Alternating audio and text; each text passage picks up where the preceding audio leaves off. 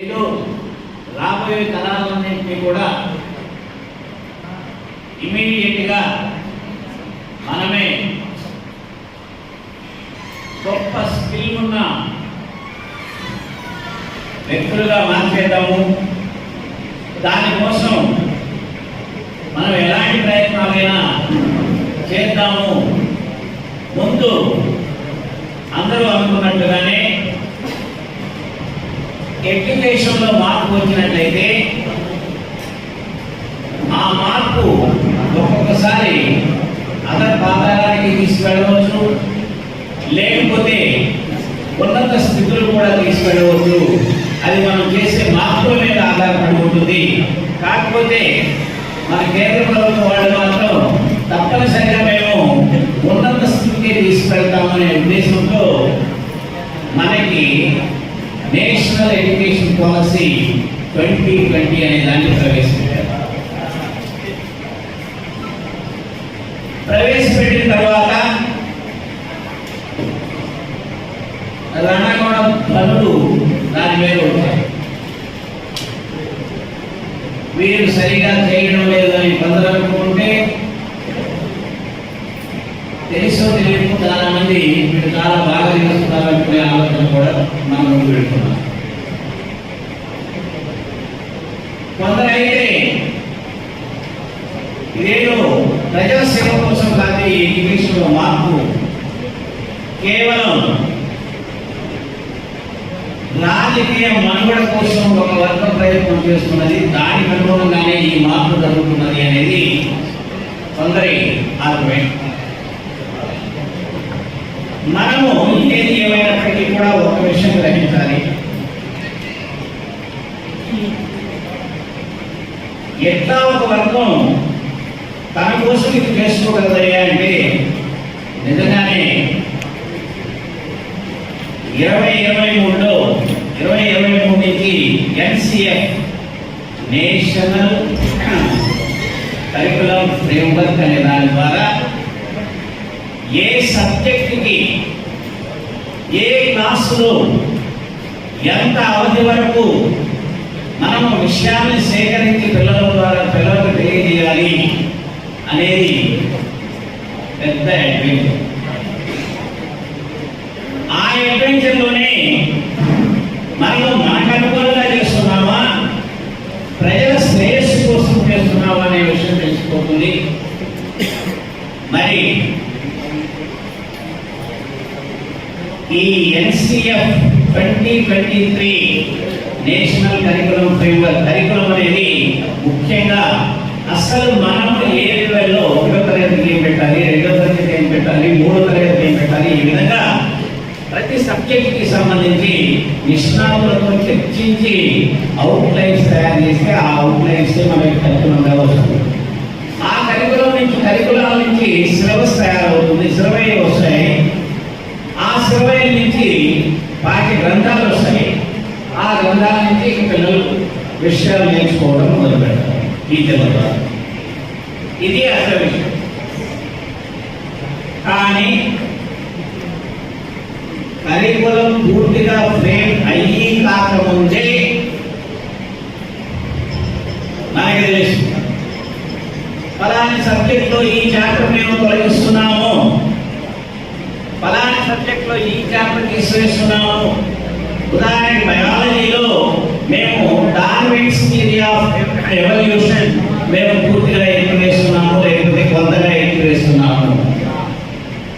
రసాయన శాస్త్రంలో బిర్యానీ టేబుల్ ఆవర్తన పట్టిక అనేది పూర్తిగా తీసివేస్తున్నాము అన్నారు.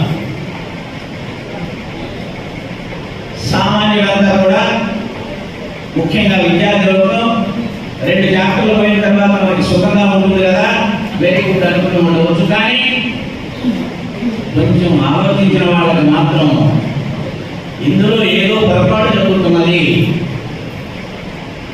అని ఆ 2 చాప్టర్లకు సంబంధించిన బ్యాక్గ్రౌండ్ తెలిసిన వాడు మాత్రం తప్పనిసరిగా బాధపడ్డారు, పడుకునే ఉన్నారు. బాధపడాల్సిన అవసరం మనకి ఆ 2 చాప్టర్లు పోతే అన్నప్పుడు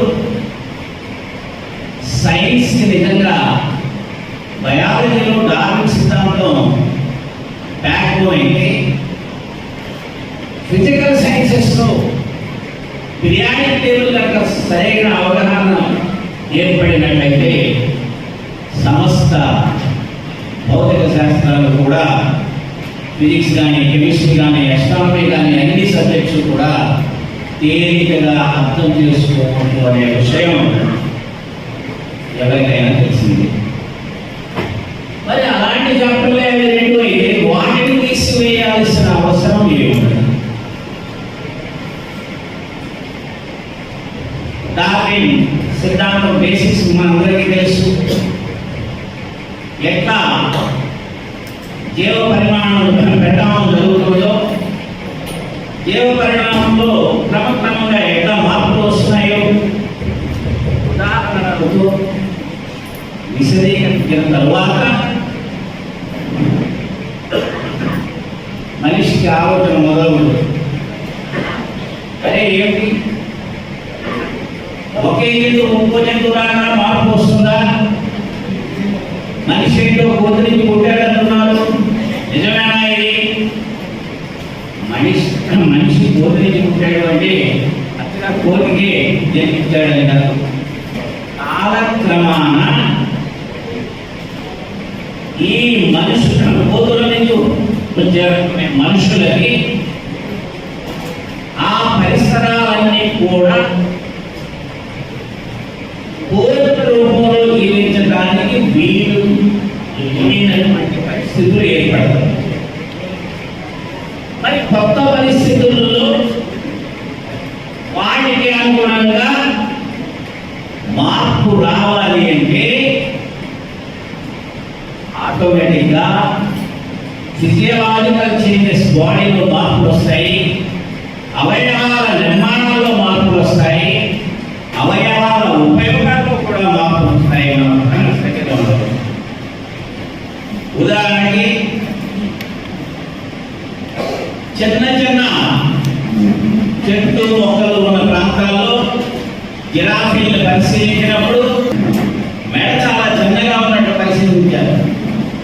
అదే కొన్ని చోట్ల ఎత్తైన వృక్షాలు ఉన్న చోట ఆకులు ఫలములు తినాలి కాబట్టి ఈ చిన్న మెడలోనే అవి తినలేవు కాబట్టి ప్రయత్నం చేస్తూ ఉంటే ఈ మెడ సాగటం మొదలయ్యింది. అందుకే జిరాఫీలకి కొన్ని చోట్ల పొడుగైన మెడలు ఉంటాయి. అది కూడా పరిసరాల మీద ఆధారపడి ఉంటుంది. ఒక్కొక్క ప్రాంతంలో ఒక్కొక్క రకంగా ఉంటాయి అనే విషయాన్ని గుర్తించారు. అట్లా జీవ పరిణామ క్రమాన్ని పరిశీలించినప్పుడు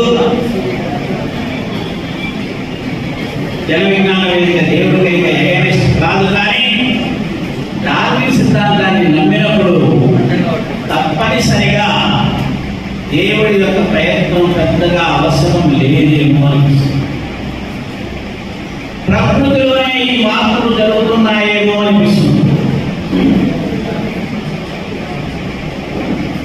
కానీ ఆ శాస్త్రాన్ని తొలగించినప్పుడు, అలాంటి సిద్ధాంతాన్ని తొలగించినప్పుడు మనకి కూడా ఆలోచన వస్తుంది.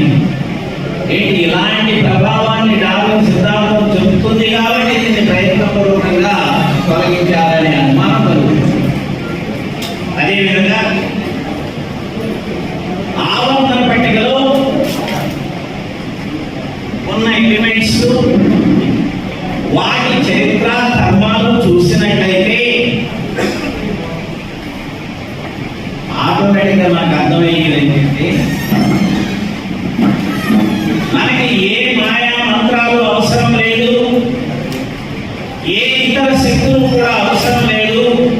ప్రకృతిలో ఏర్పడిన ఈ రకరకాల పదార్థాలు మూలకానే విభిన్న రీతుల్లో కలవడం కానీ లేకపోతే ఎక్కువ రూపం చెందడం కానీ నలుపుతూ ఈ విశ్వాన్ని నడుపుతున్నాయి. నువ్వు సూర్యుడి దగ్గరికి పో, ఇంకో నక్షత్రం దగ్గరికి పో, లేకపోతే వేరే గెలాక్సీకి వెళ్ళిపో, ఎక్కడికి పోయినప్పటికీ కూడా ఇప్పటి వరకు మనిషికి తెలిసిన ఈ మూలకాలే ఇప్పటి వరకు ఉన్నాయి, కానీ ఏ ఒక మూలకం కూడా రాలేదు. అఫ్కోర్స్ భవిష్యత్తులో రావచ్చు కదా, భవిష్యత్తులో కొత్త మూలకాలు రావచ్చు కదా అంటే ఇందులో 92 నంబర్ల తర్వాత వచ్చినటువంటి 118 వరకు మూలకాలు కూడా ఎక్కువగా మనిషి ల్యాబ్ లో తయారు చేసిన మూలకాలే. వాటి హాఫ్ లైఫ్ పీరియడ్ మినిట్స్ లో సెకండ్స్ లో ఇంకా 10⁻⁻18 సెకండ్స్ కూడా హాఫ్ లైఫ్ ఉన్నాయి. అంటే ఇవి ప్రయోగాలలో ఇంపార్టెంటే కానీ నిజానికి ఇవి సరైనవి కావు. అంటే ఇవి స్థిరంగా ఉంటూ వేరే పదార్థాలు ఏర్పరచగలిగిన శక్తి కలిగిన మూలకాలు మాత్రం కావు. కాబట్టి ప్రధానంగా స్థిరంగా ఉన్న మూలకాలే ఈ ప్రకృతిని అంతా శాసిస్తూ అటు లివింగ్ థింగ్స్ కానీ నాన్ లివింగ్ థింగ్స్ కానీ ప్రాణాలున్న జీవులు కానీ ప్రాణం లేని వాటిని కానీ లేకపోతే సముద్రానికి సంబంధించిన మూలకాలు కానీ ఇవన్నీ కూడా కేవలం ఈ ఎలిమెంట్స్ ద్వారానే వస్తున్నాయి అనే విషయం తెలియజేయడం వల్ల మళ్ళీ ఇక్కడ మనమే గొప్పేమో, మన ప్రయత్నాలే కరెక్ట్ ఏమో, మనం అన్నింటినీ సాధించి ఇంకా ముందుకు పోగలమేమో అనే ఆలోచన మనిషికి వచ్చి ఎప్పుడు ఈ మూఢనమ్మకాలు వదిలేస్తారో అనే భయానికి లోనైనటువంటి ఒక గ్రూపు ఇంకా దానిని పాత సిద్ధాంతాన్ని పోషించడానికి ప్రయత్నం చేస్తుందేమో అనిపిస్తున్నాను.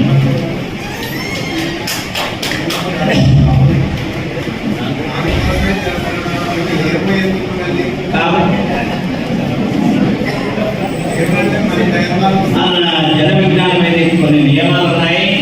మనం సైన్స్ చెప్పగలం కానీ సైన్స్ వ్యతిరేకించే వాళ్ళతో కరెక్ట్ చేయడానికి ప్రయత్నం చేయగలం కానీ మనం వేరే రకంగా మాట్లాడవలసిన అవసరం లేదు. ప్రజలకు తెలుస్తాయి ఈ విషయాలన్నీ. మిత్రులారా,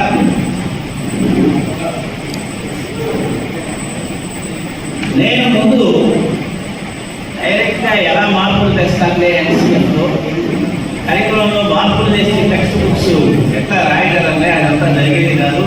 ఊరికి ప్రచారం చేస్తున్నాను అని అనుకున్నాను కానీ నాకు కొన్ని ఎగ్జాంపుల్స్ చూసిన తర్వాత టెక్స్ట్ బుక్స్లో వాళ్ళ మధ్యాహ్నం వర్క్షాప్ నిర్వహిస్తున్నాము. 8th క్లాస్ వరకు, ఫస్ట్ క్లాస్ నుంచి 8th క్లాస్ వరకు ఎన్సీఆర్టీ బుక్స్ బయటకు వచ్చినాయి. పర్టికులర్గా నేను social studies, science and maths books అన్ని తెచ్చాను. మన టీచర్స్తో వర్క్షాప్ నిర్వహించి వీళ్ళ రెగ్యులర్ బుక్స్ పాఠ్య అలవాటు ఉన్నాయి కాబట్టి దీనిలోనూ మార్పులు మేము నోట్ చేసి అప్పుడు నిజమైన ప్రయత్నం ఎక్కడెక్కడ ఏమవుతుంది అనేది మీ ముందుకు మరొకసారి తప్పనిసరిగా తీసుకొస్తాము. కానీ ఇప్పటి వరకు నేను చూసినటువంటి అనుభవాలను మాత్రం మీకు పంచుకుంటున్నాను. మిత్రులారా, ఇక్కడ చూడండి, మ్యాథ్స్ టెక్స్ట్ బుక్లో మ్యాథ్స్ అనేది లేవు. అన్ని సెంటెన్స్ వాడు ఆ మ్యాథ్స్ టెక్స్ట్ బుక్లో ఉన్న సెంటెన్స్ అర్థం చేసుకోవడానికి సగం టైం కూడా. ఉదాహరణకి ఒక ప్రాబ్లం ఎలాంటిది, నేను పూర్తిగా కాకపోయినా దగ్గర ఉదాహరణ చెప్తున్నాను. తిరుపతి నుంచి అయోధ్యకు దూరం ఎంత అని దూరం ఇస్తారు. అయోధ్య నుంచి వారణాసికి దూరం ఎంత అది కూడా ఇస్తారు. అయినప్పుడు తిరుపతి నుంచి వారణాసి ఎంత దూరం? ఇందులో కాషాయకరణమే ఉందండి. అంతా కూడా సింపుల్ మ్యాథమెటిక్స్ కదా. కాకపోతే ఇప్పటికే మిత్రులందరికీ అర్థమై ఉంటుంది ఎట్లాంటి మార్పులు జరిగాయి. అంత మంచి నేను దాన్ని ఎలా చేయాల్సిన అవసరం మనకి ఎక్కడ లేదు. మిత్రులారా, నేను ఒకటి అడుగుతాను.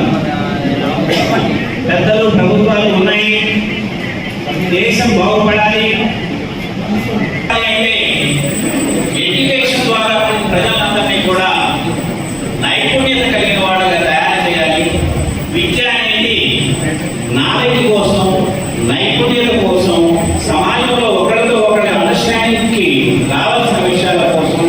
ఇట్లా అనేక రూపాల్లో ఉపయోగపడుతుంది. కాబట్టి ఈ విద్యని మనం సరిగా అందించాలి అనే విషయంతో కరికులం ఏం చేయాలి, మరి కరికులం అట్లా ఫ్రేమ్ అవడం లేదు అనేది అందరికీ కూడా కొంచెం బాధగా ఉంది. మిత్రులారా, పిల్లలు విచిత్రంగా మేము ఈ భారతదేశంలో స్వాతంత్రం వచ్చిన తర్వాత ఒక విషయం మాత్రం నేను గర్వంగా చెప్పుకుంటాను. స్వాతంత్ర్యం టైంలో అటువైపుగా పుట్టిన 2 సంవత్సరాలు అవసరం పుట్టిన వాళ్ళ నుంచి 70 పుట్టిన వాళ్ళందరూ కూడా అదృష్టాన్ని పదం వాడాల్సిన అవసరం లేకపోయినా నిజానికి వాళ్ళకి ప్రభుత్వం ఉచిత విద్య ఇచ్చింది, ఉచిత ఆరోగ్యం కూడా వాళ్ళకి అందుబాటులో ఉండేటట్టు చేసింది. తరువాత అంతా కూడా ఇక విధానాలు డైవర్ట్ అయిపోయాయి. ఎంట్రన్స్ ఎగ్జామ్స్ మా టైంలో ఏం లేదు, డైరెక్ట్గా మా మార్కులు సీట్లు వచ్చుకోవడం, రోజులు వెళ్ళిపోవడం, సీట్లు తెచ్చుకోవడం.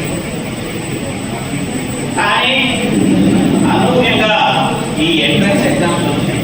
ఎంట్రన్స్ ఎగ్జామ్స్ వ్యాపారాలు మొదలయ్యాయి. వ్యాపారాలతో నిజమైన తెలియగల వాళ్ళకి, గవర్నమెంట్ స్కూల్స్ లో చదివే వాళ్ళకి అసలైన విషయాలు అందుబాటులో లేకుండా పోయినాయి.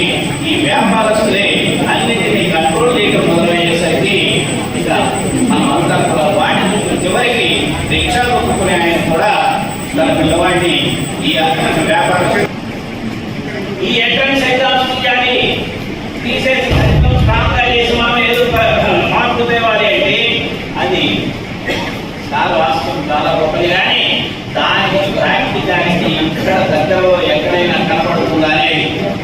ఉదాహరణకి నిన్న మన జేపీ సెక్రటరియట్ స్టేట్ కమిటీలో ఒక పోస్టర్ చూశాను. చాలా గొప్ప విషయం. మన ఫ్రెండే ఒక ప్రొఫెసర్ వాళ్ళ పాపతో బాబుతో మాట్లాడటం అంటే ఇంగ్లీష్ 99 మంది, సంస్కృత సెకండరీ సంస్కృత్ 99, 2 మ్యాథ్స్ పేపర్లు 75, physics 60, chemistry 60, total 468 out of 470. ఈ మార్కులు కనీసం కొన్ని వందల మందికి అప్పగించు. మరి ఇలాంటి మార్కులతో మనం పిల్లల్ని డిఫరెన్షియేట్ చేయగలమా అనే విషయం ఆలోచించాం. అందులో మన సార్ల మీద కూడా విపరీతమైన ఒత్తిడి. ఎంత పర్సెంటేజ్ మీ దగ్గర నుంచి రాకపోతే మీకు మెమోరీ ఇవ్వాల్సిన అవసరం ఉంటుంది, అవసరమైతే మీ మీద చర్యలు తీసుకోవాల్సిన అవసరం కూడా ఉంటుంది. మరి ఇలాంటి పరిస్థితుల్లో ఎడ్యుకేషన్ గవర్నమెంట్ ఇన్స్టిట్యూట్లో సక్రమంగా నడపగలదా అనేది నెక్స్ట్ ప్రశ్న. అందుకనే మన టీచర్లు హంస న్యాయం డెవలప్ చేశారు. ఎందుకు ఇన్ని మార్పులు వస్తున్నాయంటే దానికి ఎగ్జాంపుల్ నేను చెప్తాను. మా ప్రాక్టికల్గా నేను వాల్యూ చేసిన టైంలో మా ఫ్రెండ్స్ ప్రబోధం అనకూడదు ప్రవేశపెట్టిన రూల్. అదే ఆవుకి ఎన్ని కార్డు క్వశ్చన్, 4 కార్డు వేస్తే 100 మార్కులు వేసేది, 4 కార్డు రాస్తే 3 రాస్తే 75, ఎందుకంటే వాడు 75% కరెక్ట్. 2 రాస్తే 55, 1 రాస్తే 25, ఏమి లేకపోతే సానుభూతితో ఒక 20. దీని పేరు హంస న్యాయం. ఎందుకంటే హంస ఇప్పుడు కూడా పాలలో నీళ్లు దగ్గర కానీ నీళ్లు వేసి పాలు తీసుకుంటుందంట. మనం కరెక్ట్ పాత్ర మాత్రమే బయటికి తీయాలి. 3 రాష్ట్రాలు 4లో 3 ఉంటుంది కదా, 3 తర్వాతే కదా 4. ఇంతకాదా ఈ విధంగా ఎడ్యుకేషన్ లో విచిత్రాలు జరుగుతున్నాయి. అందులో స్టూడెంట్స్ కూడా లక్షల్లో ఉన్నారు. ఆ లక్షల్లో ఉన్న స్టూడెంట్స్ ఇవాళ ఫర్ ఇంటర్మీడియట్ తీసుకుంటే గవర్నమెంట్ కాలేజీలో 1,75,000 ఉంటే ఇంటర్మీడియట్ స్టూడెంట్స్ ప్రైవేట్ ఇన్స్టిట్యూట్ లో 7 లక్షల మంది ఉన్నారు. 7 లక్షల మంది అక్కడ ఉంటే 1,75,000 గవర్నమెంట్ లో ఉంటే మరి డిఫరెన్స్ ఎట్లా ఉంటుంది, ఎక్కడ ఉంటుంది? క్వశ్చన్ పేపర్లో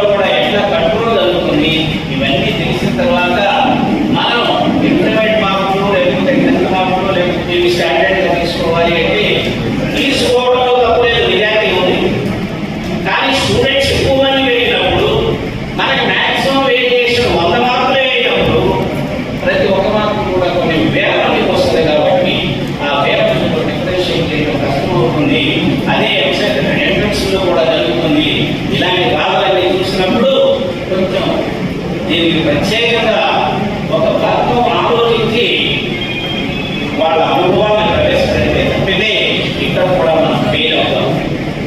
కాబట్టి ఈ HCF లో వచ్చిన మార్పులు నేను చూసిన దాన్ని బట్టి మనం ఇంకా పురోగమనం బదులు తిరోగమనం చెందుతామేమో అనిపిస్తుంది. ఎన్నో పట్టి పెట్టాల్సిన విషయాలు, గుర్తు పెట్టుకోవాల్సిన విషయాలు, ఇది దానిలో వృత్తి అని 6th class 7th class 8th class కంపల్సరీగా పెట్టారు. అదేంటి దేనిలో వస్తుంది? ఆర్ట్స్ లో వస్తుంది. ఆ కృతిలో డాన్స్ గురించి ఒక లెసన్లో చెబుతూ దాదాపు 25 బొమ్మలు ఒక చేతి బొమ్మలే వేశాడు. ఇట్లా పెడితే ఫలానా, ఇట్లా పెడితే ఫలానా, ఇవన్నీ కూడా రేపు వాడు ఎట్లా పెడితే అని వస్తున్నాడు. అయితే ఏది 25 కూడా బట్టి పట్టాలి అంటే పిల్లవాడు ఎంత ఒత్తిడి అవుతాడు. ఇలాంటివి 6, 7, 8 తరగతుల్లో కంపల్సరీ. ఇంకా ముందేమో మనకు తెలియదు. ఇప్పటి వరకు ఏం కాదు బయట మిత్రులారా, అఫ్కోర్స్ మోడీ గారు ఒక సెంటెన్స్ మాత్రం నాకు నచ్చింది. రాయడం కేంద్రం ఇచ్చిన రూల్స్ అన్ని కూడా, లేకపోతే విధానాలన్నీ కూడా మనం స్టడీ చేద్దాము, మనకు అవసరమైనవి తీసుకున్నాం, మిగిలినవి వదిలేద్దామనే ధోరణిలో ఆయన ఉన్నారు. అది నిజంగా మంచిదే. కాకపోతే 9th క్లాస్ ఏంటి, సీనియర్ సెకండరీ స్కూల్ దగ్గరైంది మనం మన సొంతగా చేయడానికి లేదు. దేశంలో కలుపుకున్నప్పుడు 9th, 10th, 11th, 12th అందరూ కూడా యూనిఫామ్ గా చేయాల్సి వస్తుంది. కాబట్టి ఆ యూనిఫామ్ మార్పుల్ని మనం అంగీకరించడం తప్పదు. అలాంటి వాటిల్లో మరి మన ప్రయత్నం మనం చేయకపోతే నేషనల్ లెవెల్లో దీని గురించి డిస్కషన్ పెట్టి మార్పులు తేలిపోయినట్లయితే జనరేషన్స్ వచ్చే జనరేషన్ బాగా దెబ్బతింటాయనే విషయం మా ఏపీబీ అనుభవం ద్వారా నేను చెప్తున్నాను మిత్రులారా. అదేవిధంగా ఈ ప్రీ స్కూల్ ప్రాబ్లం వస్తుంది రాబోయే